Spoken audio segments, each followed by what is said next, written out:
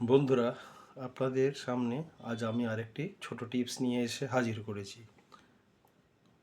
এই টিপসটা হচ্ছে স্ক্রিন সেভিং সংক্রান্ত। আপনারা যারা এতকাল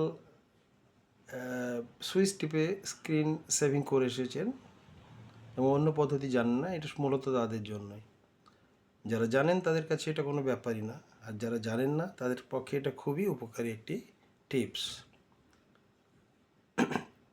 এতকাল যেটা আমরা জানতাম, মোবাইল স্ক্রিনের একটা এদিকে সুইচ নিতাম আর এদিকে একটা সুইচ ধরতাম, ধরে দুটোকে একসাথে টিপতাম। স্ক্রিনে যে ছবি থাকুক না কেন সেই ছবিটা চলে আসতো, সেভ হয়ে যেত। যেমন ধরুন এই যে ছবিগুলো, ধরুন আপনি এই ছবিটা স্ক্রিনে যা আছে হুবহু সেটা সেভ করতে চান, কী করে করবেন? আপনি আগে যেটা করতেন, দুটোকে একসাথে এখন দুটো সুইচ পাশে চিপতেন।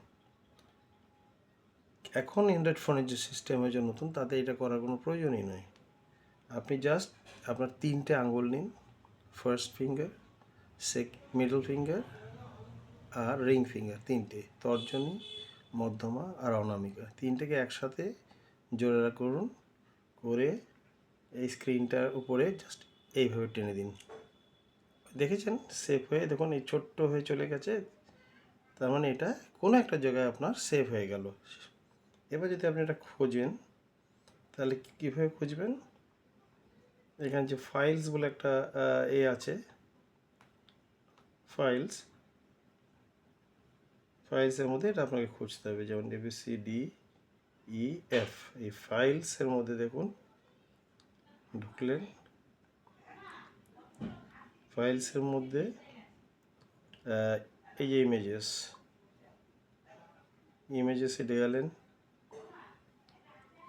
এইখানে এই দেখুন, এই টিপলেন, এই যে এইটা সেভ হয়ে রয়েছে, বুঝেছেন? এই ছবিটাই কিন্তু আপনি একটু আগে সেভ করেছেন, তাই এটা পেয়ে গেছেন। ঠিক আছে, তো এই টিপসটা এই পর্যন্তই রইল। ধন্যবাদ।